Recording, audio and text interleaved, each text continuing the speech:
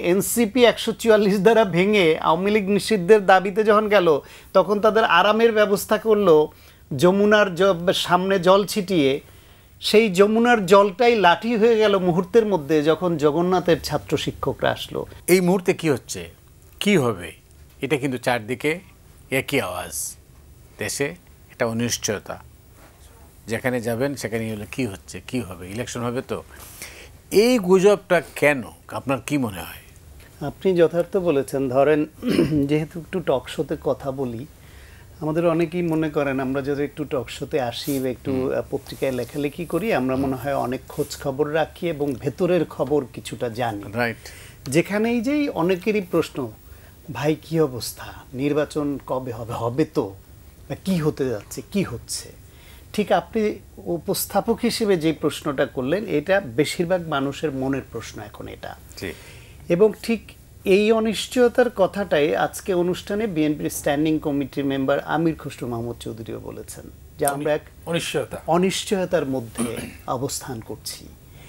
মানে আমাদের এখানে এখন কি ঘটছে, সরকারের নীতি কোন দিকে যাবে গণতন্ত্রের উত্তরণের প্রশ্নে, নির্বাচন কবে হবে, আদৌ হবে কিনা, গণঅভ্যুত্থানের পক্ষের রাজনৈতিক শক্তিগুলোর মধ্যে বিভেদ বাড়ছে দেখছি, এর কতটা আরোপিত এবং কোনো বিশেষ কর্নার থেকে ইন্ধন দিয়ে এই বিভেদ তৈরি করা হচ্ছে নির্বাচনকে দীর্ঘায় পেছানোর উদ্দেশ্য নিয়ে, যে এই শক্তিগুলো একমত না হলে তো ইনক্লুসিভ ইলেকশন হয় না।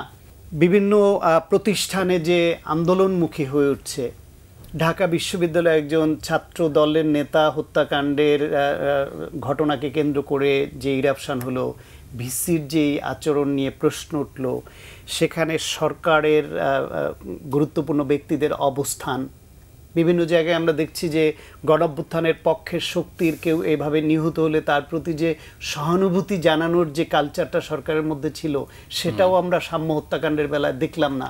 সেটা নিয়ে ছাত্রদল মনে করছে এটা যদি ছাত্রদলের নেতা না হয়ে তাদের পছন্দের কোনো দলের নেতা হতো তাহলে কি এরকম করতো, সরকারের ভূমিকা এরকম থাকতো, সেই প্রশ্ন তাদের মনে উঠছে। জগন্নাথ বিশ্ববিদ্যালয়ের ছাত্র শিক্ষক সহ সবাই, এবং সেখানে যারা আছে প্রত্যেকে গণঅভ্যুত্থানের পক্ষের শক্তি। যেখানে সরকারের নিয়োগ দেওয়া একটা বিশ্ববিদ্যালয়ের চ্যান্সেলর হচ্ছেন প্রধান উপদেষ্টা, প্রেসিডেন্ট, চ্যান্সেলর, ভাইস চ্যান্সেলর, মানে তার পরের অবস্থানেই হচ্ছেন ভিসি বা ভাইস চ্যান্সেলর। তার ভাইস চ্যান্সেলর তো সরকারের নিয়োগ দেওয়া সরকারের লোক। ভাইস চ্যান্সেলরকে নিজেকে রাস্তায় নামতে হচ্ছে দাবি আদায়ের জন্য। তার সঙ্গে তার সকল শিক্ষকরা, ছাত্ররা, বিভিন্ন সংগঠন, গণ অভ্যুত্থানের পক্ষের প্রায় সকল সংগঠনের নেতৃবৃন্দ, সাধারণ ছাত্ররা, ন্যায়সঙ্গত তিনটা দাবি। তার মধ্যে একটা ইমিডিয়েট, যে যতদিন আবাসন সংকটের সমাধান না হয় 70% ছাত্রকে তাদের আবাসন বৃত্তি দেয়।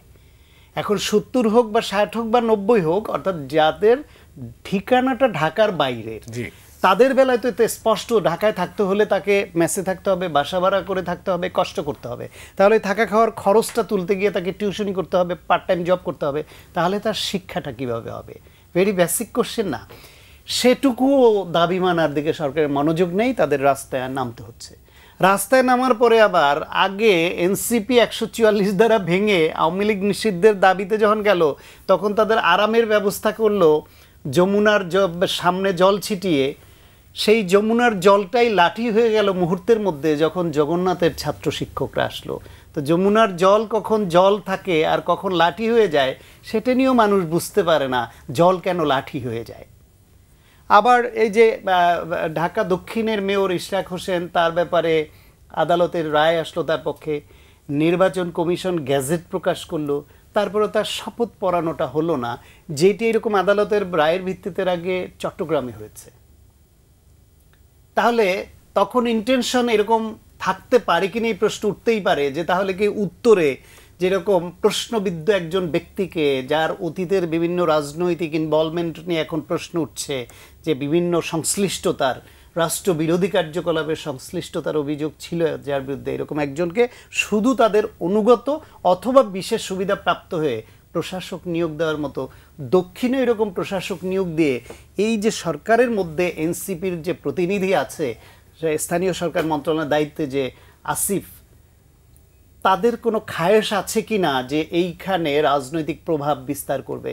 স্বাভাবিকভাবে ওই প্রশ্নটা এখন সামনে আসছে যে সরকারের একজন উপদেষ্টা আদালতের রায় এবং নির্বাচন কমিশনের গেজেট প্রকাশের পরেও তাকে শপথ না পড়িয়ে এইটা দীর্ঘসূত্রিতার মধ্যে ফেলে আবার আইনি জটিলতার মধ্যে ঠেলে দিতে পারে বিশেষ উদ্দেশ্য নিয়ে, তাহলে তারও দিনে সামনের নির্বাচন সুষ্ঠু হবে এটা বিশ্বাস করবেন কি করে?